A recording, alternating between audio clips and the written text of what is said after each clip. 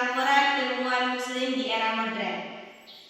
Baik, yang pertama di sini saya akan menjelaskan tentang pengertian dari ilmuwan Muslim.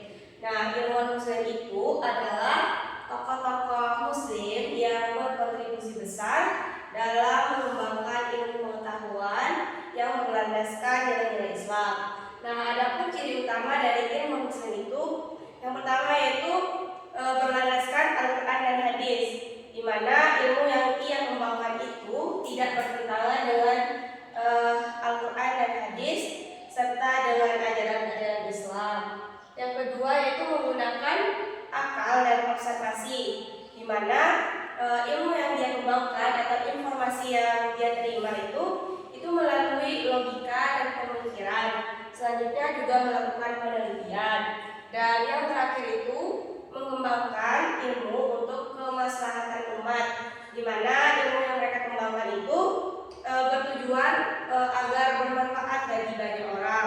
Seperti contohnya Ibnu Sina, dia mengembangkan ilmu kedokteran, di mana ilmu yang ia kembangkan itu sangat bermanfaat bagi banyak orang, di mana dia mengembangkan tentang cara pengobatan, di mana orang-orang itu bisa sembuh dengan ilmu yang ia kembangkan. Nah, selanjutnya ada perkembangan ilmuwan Muslim. Yang pertama itu ada masa awal Islam yang terjadi pada tahun 610 sampai 661 Masehi, di mana itu dipimpin langsung oleh Nabi Muhammad SAW, di mana ilmu pengetahuan itu mulai berkembang karena Islam itu mulai menyadari bahwa membaca, belajar, dan menuntut ilmu itu penting. Dan juga di situ ada Masjid Nabawi, di mana Masjid Nabawi itu dijadikan sebagai pusat pendidikan. Dan juga para sahabat itu mulai mempelajari Al-Quran dan hadis serta ilmu lainnya. Yang kedua yaitu ada masa dinasti Umayyah yang terjadi pada tahun 661 sampai 750 Masehi, yang mana itu dipimpin oleh Muawiyah bin Abu Sufyan. Di situ Islam mulai meluas melalui penerjemah ilmu dari Persia dan Yunani, dan juga di situ bahasa Arab itu dijadikan sebagai bahasa resmi, sehingga ilmu pengetahuan itu mudah berkembang di dunia Islam. Yang ketiga yaitu masa dinasti Abbasiyah yang terjadi pada tahun 750 sampai 1258 Masehi, di mana di situ Islam itu mencapai puncak kejayaan. Nah, di situ ada kota yang namanya Baghdad yang terletak di Irak itu dijadikan sebagai pusat pendidikan di dunia.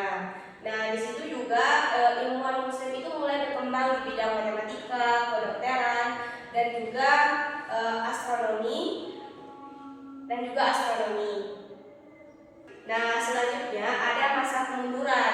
Itu terjadi pada tahun 1258 sampai dengan 1800 Masehi. Nah, di situ perkembangan ilmu pengetahuan itu mulai menurun diakibatkan adanya konflik dan juga perang, di mana pusat-pusat pendidikan itu mulai dihancurkan seperti kota Baghdad itu akibat serangan dari Mongol. Yang kelima yaitu ada perkembangan di era modern, itu terjadi pada tahun 1800 sampai dengan sekarang, di mana ilmuwan itu mulai membangun kembali pendidikan dan juga sains, di mana ilmu pendidikan itu dihubungkan dengan sains tetapi tetap dalam nilai-nilai Islam.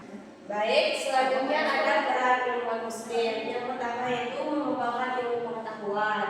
Yang kedua yaitu menjadi penghubung ilmu klasik ke dunia modern, di mana ilmuwan Muslim itu menjaga dan meneruskan ilmu pengetahuan dari zaman kuno hingga ke zaman sekarang, sehingga ilmu pengetahuan itu bisa dikembangkan dan bisa dipakai di zaman sekarang. Yang ketiga yaitu meletakkan dasar berbagai disiplin ilmu. Jadi ilmuwan Muslim terdahulu itu membangun teori dasar, metode, sehingga ilmu pengetahuan yang ia kembangkan itu bisa menjadi fondasi awal untuk mengembangkan ilmu modern di zaman sekarang. Dan yang keempat yaitu membantu mendorong peradaban dunia. Nah, jadi kontribusi mereka itu menjadi fondasi penting bagi perkembangan ilmu pengetahuan dan teknologi di zaman sekarang. Selanjutnya yaitu ada tokoh-tokoh Muslim. Yang pertama itu ada Al-Khawarizmi. Nah, kontribusinya dia itu penemu konsep aljabar dan juga mengembangkan algoritma. Dan perannya di era modern itu menjadi dasar ilmu komputer dan juga digunakan dalam pemrograman dan teknologi digital. Yang kedua itu ada di bidang kedokteran, yaitu Ibnu Sina. Nah, kontribusi dari Ibnu Sina itu menulis kitab Al-Qanon fi Al-Tib dan juga mengembangkan di sistem diagnosis penyakit. Nah, perannya di era modern itu yaitu menjadi dasar ilmu kedokteran modern dan juga menjadi referensi dalam pendidikan medis selama berabad-abad. Dan yang ketiga ada di bidang optika yaitu Ibnu Al-Haytham, di mana dia berkontribusi untuk mengembangkan ilmu optika dan juga menemukan metode eksperimen ilmiah. Nah, perannya di era modern itu sebagai dasar perkembangan kamera yang kita gunakan saat ini. Adapun relevansi bagi generasi sekarang yaitu untuk menambah wawasan sejarah Islam. Yang kedua itu menumbuhkan semangat untuk kita terus belajar. Yang ketiga mendalami semangat keilmuan. Dan yang terakhir itu menyadarkan bahwa Islam itu sangat mendukung perkembangan ilmu. Nah, untuk kesimpulannya, ilmuwan Muslim itu memiliki kontribusi besar terhadap perkembangan ilmu pengetahuan. Jadi penemuan mereka itu dijadikan dasar ilmu modern sekarang. Dan juga peran mereka itu masih relevan di zaman sekarang. Jadi generasi sekarang itu perlu meneladani semangat dan keilmuan mereka. Baik, sekian video